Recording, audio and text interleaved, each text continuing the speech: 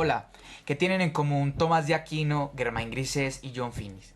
John Finnis es un filósofo del derecho australiano que a partir del tomismo de Germain Grisez construyó una teoría del derecho natural.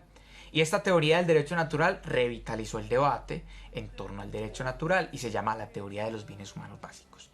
Este es el primer video de una serie de videos para explicar esta teoría, ya que es bastante compleja y extensa, y vamos a ir como dice la canción. Esto hay que tomarlo sin ningún apuro. Despacito. Existe una premisa metateórica de la que parte la teoría de los bienes humanos básicos, que ya Santo Tomás la había presentado en la Suma Teológica, en la Prima Secunda, como en la cuestión sexta. El ser humano conoce y el ser humano se mueve a sí mismo, tiene libertad. Entonces, el ser humano conoce, el ser humano tiene la capacidad de moverse a sí mismo, tiene libertad. Conocer es una participación gradual que tiene el sujeto cognoscente con la realidad.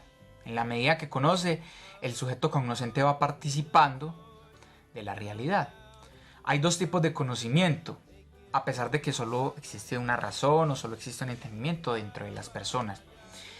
El primer tipo de conocimiento es el conocimiento teórico especulativo, que se encarga de las cosas que existen sin la participación del ser humano, es decir, que independientemente de las acciones que tome el ser humano, esas cosas van a seguir existiendo o existen.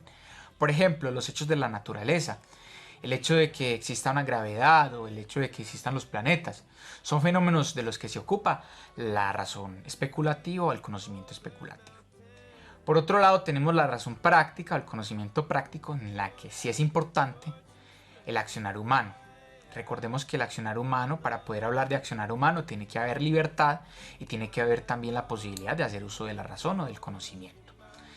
Este razonamiento práctico, la razón práctica, como son acciones libres, están encaminadas hacia un fin. Entonces lo que hace la razón práctica es dirigir las acciones humanas hacia el fin.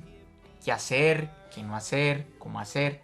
Todas estas preguntas las responde la razón práctica. Por ejemplo, cuando nos preguntamos si deberíamos explotar la naturaleza, es una respuesta que tiene que responder la razón práctica, no la razón teórica, porque ahí sí ya interviene el ser humano.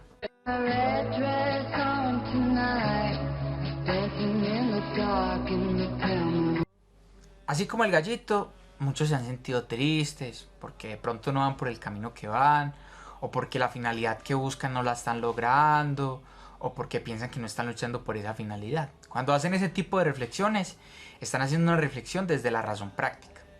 Santo Tomás en la Prima Secunda, cuestión 94, hace como una comparación entre la razón práctica y la razón teórica. En la razón teórica, la cosa más evidente que hay es el ente, el ser simplemente, el existir. Que una cosa exista, eso es un ente. Mientras que en la razón práctica, la cosa más evidente que hay es el bien. ¿Y qué es el bien? Es aquello hacia lo que las cosas tienden por su propia orientación intrínseca.